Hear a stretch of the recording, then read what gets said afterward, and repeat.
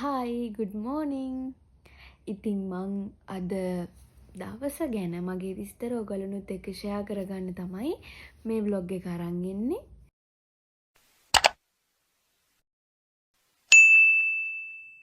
ඇත්තටම මේක මම මේ විදිහට vlog එකක් කරන first time. ඒක නිසා මම vlog එක කරන විදිහ වැරදි මොනවා හරි අඩුපාඩු තියෙනවා නම් අනිවාර්යයෙන්ම මට කියන්න. මොනවද මෙහෙම හදාගන්න කියලා. මුලින්ම මං ඔයාලට මං ගැන කියන්නම්. මගේ නම අංජු. මම දැනට දෙහිවල ස්ලෑට් එකේ ස්ටුඩන්ට් කෙනෙක්. මම එකේ ඉංග්ලිෂ් හය නැෂනල් ඩිප්ලෝමා එක තමයි හදාරන්නේ. මම මගේ පවුල ගැන විස්තර කිව්වොත් මගේ පවුලේ 4 දෙනෙක් ඉන්නවා. අම්මයි තාත්තයි මමයි තව චූටි මල්ලියෙක් ඉන්නවා. එයා තාම ඉන්නේ grade 4.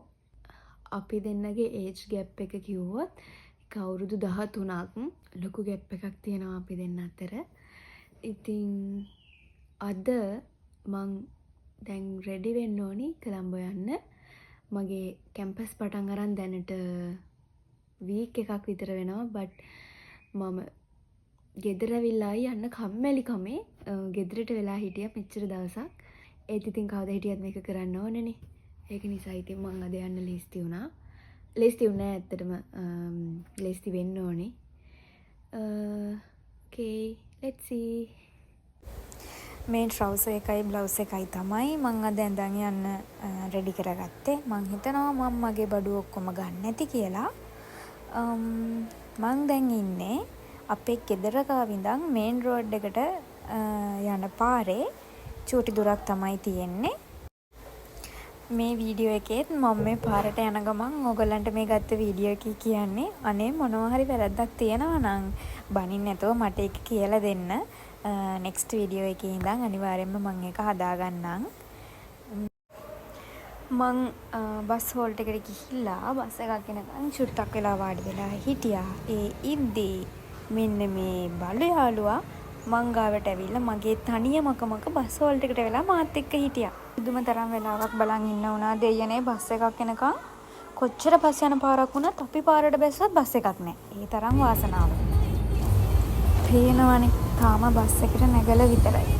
ඒ වුණාට දැනටමත් එපා වෙලා. ඇත්තනේ ඉතින් පැය 5ක් විතර යන්න තියෙන ගමනක් ගැන මතක් වෙනකොට එපා වෙනවනේ. අපේ ගෙදර තියෙන්නේ සූරියවැව. සූරියවැව කිව්වට සූරියවැව ටවුන් එකේ ඔරලෝසු කණුව ළඟ නෙමෙයි.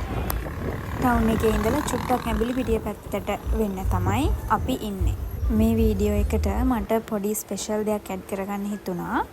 මේ විදිහට කොළඹට යනකම් හම්බ වෙන විශේෂ තැන් විශේෂ දේවල් මම දන්න විස්තර ඕගොල්ලන්ට කිව්වා නම් හොඳයි කියලා මට හිතුණා. ඉතින් මුලින්ම හම්බ වෙන්නේ මෙන්න මේ ෆැක්ටරි එක. මේක ELS එක. මෙතනින් කරන්නේ එක කන්ස්ට්‍රක්ෂන්ස් කොන්ක්‍රීට් ගල් පාරවල් වල අර කැටල්ලන්නේ ඒවා ලයිට් කණු ඒ වගේ දේවල්. ඊළඟට අපිට හම්බ වෙන මෙන්න මේ වැව. මේකේ නම ඌරුසිටා වැව. අපිට මේ වැව හම්බ වෙන්නේත් සූර්යවැවේ ඉඳන් ඇඹිලිපිටියට යන අතරතුර ELS එකට චුට්ටක් එහයින් තමයි මේක තියෙන්නේ. ඇත්තම කිව්වොත් මම මේ පාරේ යන්න හරිම ආසයි. මේත් එක්කම මේ වැව ගැන තියෙන ඓතිහාසික කතාවත් මම ඕගොල්ලන්ට කියන්නම්. මේ ප්‍රදේශයේ ඉඳලා තියෙනවා ඌරුසිටාන කියලා සිටුවරයෙක්. මේ වැවාවට ප්‍රදේශවල මිනිස්සු ඒගොල්ලන්ගේ රැකියාව විදිහට කරන්නේ ගොවිතැන් වගා කටයුතු. ඉතින් එක කාලෙකදී මේගොල්ලන්ට ලොකු නියගයකට මුහුණ දෙන්න සිද්ධ වෙලා. එතකොට මේ වැව චූටි පොකුණක්.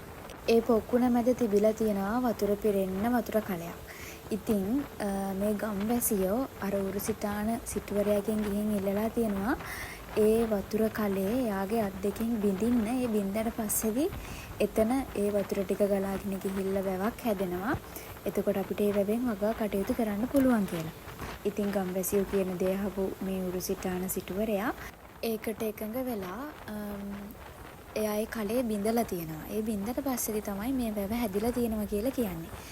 ඉතින් කතාවක් තියෙනවා ඒ වැව හැදුන දවසේ ඉඳලා අද වෙනකන් කොච්චර නියඟ ආවත් මේ වැවේ වතුර බින්දුවට යනකම් හිඳිලම නෑලු. කොහොම හරි ඇත්තටම මේක මටත් එක්ස්පීරියන්ස්. මොකද කවසරේ ඉඳන් ඉස්කෝලේ යන හැම දවසකම මම ඒක දැකලා තියෙනවා. මේ වැවේ වතුර කවදාවත් හිඳිලා තිබුණේ නෑ. කොච්චර අපි හැමදාම බලනවා හිඳිලාද නෑනේ කිය කවදාවත් ඇත්තට මේ වැවේ වතුර හිඳිලා නෑ. කොච්චර නියං කාලාවත් හිඳිලා නෑ. මේ දැන් ඔයාලට පේන්න තියෙන්නේ උක්ගස් වගාවක්. සෙවණගල උක් ෆැක්ටරි එක තියෙන්නේ මේ ළඟමයි. ඉතින් මේ අවට කට්ටිය ගොඩාක්ම කරන්නේ මේ උක්ගස් වගා කරන එක. ඉතින් ඊළඟට අපිට හම්බ වෙන්නේ ඔයාලා අපි චූටි කාලේ ඉඳන්ම දන්න වලවේ ගඟ, සමනල කන්ද මුදුනින් පටන් අරන් අම්බලන්තොටින් තමයි මේ ගඟ මුහුදට වැටෙන්නේ.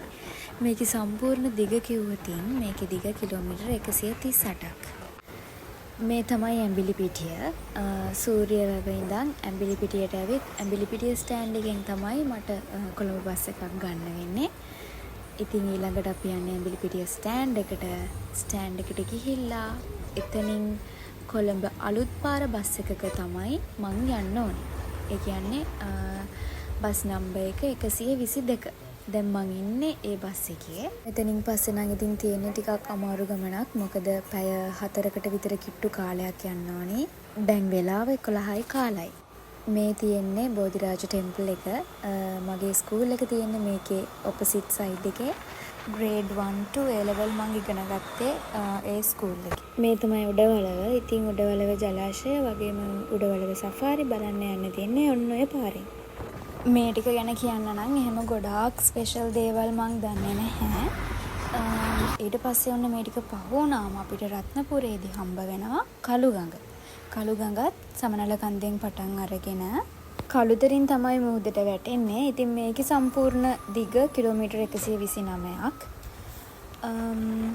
ඊට පස්සේ හම්බුනේ තැන්වල නම් ඇත්තටම කියන්න ගොඩාක් ලොකු දේවල් නැහැ. ඉතින් මම හරගමින් බැස්සා බැහැලා දෙහිවල බස් එක ගන්න චුට්ට දුරක් පයින් යන්න ඕනි.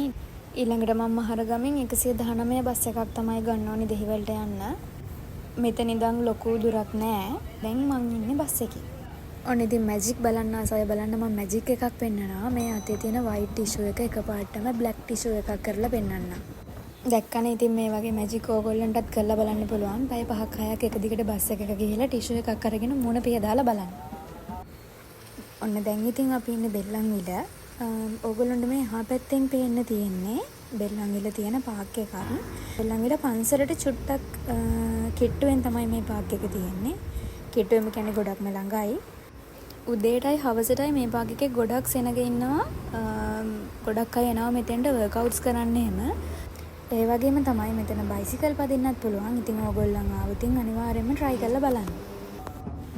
බොරු නෙවෙයි මම මේ ඇත්තමයි කියන්නේ. මට නම් දැන් හරිම මහන්සි. ඉතින් ඔන්න බස් එකට අංකල් කෙනෙකුත් නැග්ගා. අර බස් වල සින්දු කියන අංකල් කෙනෙක්. එයා ලස්සන සින්දුවක් කිය ගියා. ඉතින් මම ඒකත් අහගෙන මේ විදිහටම දෙහිවලට ආවා.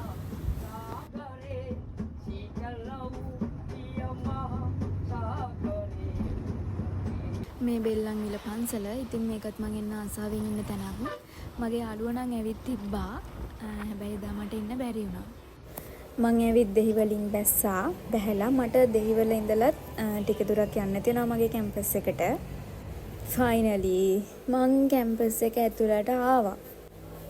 කැම්පස් එක ඇතුළට ආවට පස්සෙත් හොස්ටල් එකට යනකම් තව ටිකක් ඇවිදින් යන්න තියෙනවා. මට කැම්පස් එකේ වීඩියෝ එකක් ගන්න බැරි වුණා. ඒක මං තවත් වීඩියෝ එකකින් අරන් එන්නම්. මේ තමයි අපේ හොස්ටල් එක. දැන් මං ඉන්නේ මගේ හොස්ටල් එකේ. පුදුම මහන්සි. ඊළඟට මං දැන් කරන්නේ මගේ රූම් එක අස් කරන එක. රූම් එක අස් කරලා ඉවර වෙලා මුෂ එකක් දාගෙන මෙච්චර දවස් ආවේ නැති ලෙක්චර්ස් වල නෝට්ස් මුලින් ඉඳන් ලියන්න ගන්නවා. එච්චරයි. තවත් වීඩියෝ එකකින් ඉක්මනින්ම ඔයාලා ගාවට එන්නම්. හොස්ටල් එකට එනකම්ම මාත් එක්ක හිටියට ඔයගොල්ලන්ට thank you. මතක් කරලා අනිවාර්යයෙන්ම subscribe කරගෙන යන්න. bye bye.